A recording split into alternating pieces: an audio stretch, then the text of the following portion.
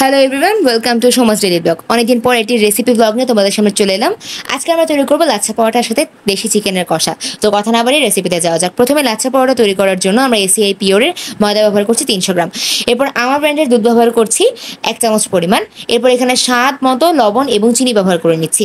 চিনিটা তোমরা স্কিপ করতে পারো, আমি দিয়েছি। এরপর আমি সাদা তেল ব্যবহার করে নিচ্ছি 2 চামচ। এরপর সকল শুকনো উপকরণকে আমি হাত দিয়ে ভালো মতো মিশিয়ে অল্প অল্প জল দিয়ে ডোটাকে রেডি করে নেব। বেশি পরিমাণ জল দেওয়া যাবে না, তাহলে ডোটা কিন্তু একদম প্রপার হবে না। তো ভালো মতো আমরা ভেবে ডোটা রেডি করে অল্প তেল মাখিয়ে এটা ভেজা কটনের কাপড় দিয়ে এটাকে আধা ঘন্টার জন্য স্ট্যান্ড করে রাখবো। এরপর ভেতরের লেয়ারিংটা করার জন্য এখানে একটা ব্যাটার তৈরি করে নিয়েছি 2 চামচ কর্নফ্লাওয়ার এবং তেল দিয়ে। 2 চামচ তেল, 2 চামচ কর্নফ্লাওয়ার। এরপরে এখানে এই যে আমাদের ডোটা কিন্তু হয়ে গেছে আধা ঘন্টা। এরপর আমরা এখানে লিচি কেটে নিয়েছি 300 গ্রাম আটা থেকে, 300 গ্রাম ময়দা থেকে আমার কিন্তু 6টা লিচি হয়েছে। এরপর আমরা নর্মাল যেভাবে বেলে যে ব্যাটারটা আমরা রেডি করেছি না, সম্পূর্ণ যে আমাদের রুটিটা এটার মধ্যে ভালো মতো স্প্রেড করে দিতে হবে। এরপর মাঝখানটাকে হাফ ভাঁজ করে এভাবে করে স্ট্রাইপ কেটে নিতে হবে। একদম গোড়ায় কেটে যাবে না, যেভাবে কাটতে হবে কিন্তু এখানে দেখিয়ে দিয়েছি, আশা করি ভিডিওটা দেখলে বুঝবে। এরপর পাশাপাশি করে রোল করে এটাকে আমরা কিছুক্ষণ লম্বা লম্বাভাবে টেনে একটু করে লম্বা করে নিব, যাতে এটাকে আবার রোল করা যায়। তো রোলটা করে একদম শেষ কর্নারের যে এটা সেটা আমরা মাঝখানে দিয়ে দিব, তাহলে কিন্তু আমাদের সবগুলো লিচি একদম রেডি। এবার আমরা পাশে প্যানটা বসিয়ে এই হালকা একটু তেল ইউজ করে বেলে নিব সবগুলো পরোটাকে।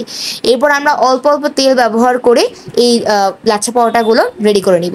সবগুলো রেডি হয়ে গেলে এভাবে একটু স্ম্যাশ করে নেব, তাহলে কিন্তু লাচ্ছা পরোটা একদম রেডি।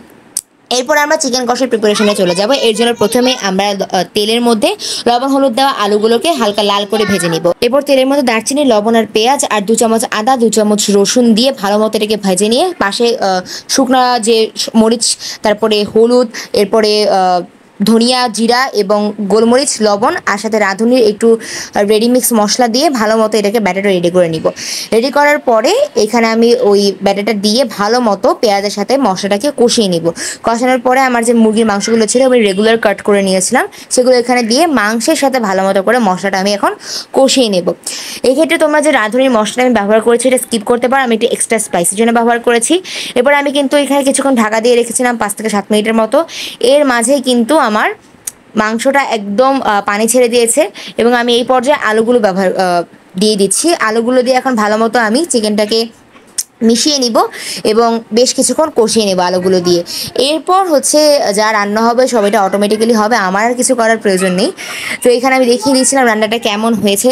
তো রান্না কিন্তু প্রায় শেষের দিকে। এখন আমি লাস্টবারের মতো স্ট্যান্ডিং করে রেখেছিলাম, দেখতে পাচ্ছ লাস্ট স্ট্যান্ডিং করার পরেও কতটা পানি বের হয়েছে। এখান তো এক্সট্রা একটু আমি পানি ব্যবহার করিনি। তো এখানে আমি দারচিনি গুঁড়া দিয়ে দিয়েছি অ্যাজ গরম মশলা। তো এই গরম মশলা দিয়ে ভালো মতো তরকারিটাকে মিক্স করে নেওয়ার পরেই কিন্তু আমাদের সব কিছু একদম রেডি। তো আমি প্লেটিং করে নিয়েছি। প্লেটিংয়ের শর্টস আর এই রেসিপিগুলো যদি তোমরা শর্টে দেখতে চাও তাহলে অবশ্যই শর্টসটা ভিজিট করতে পারো। আর চ্যানেলটাকে ভালো লাগলে লাইক, কমেন্ট, সাবস্ক্রাইব করতে একদম ভুলবে না।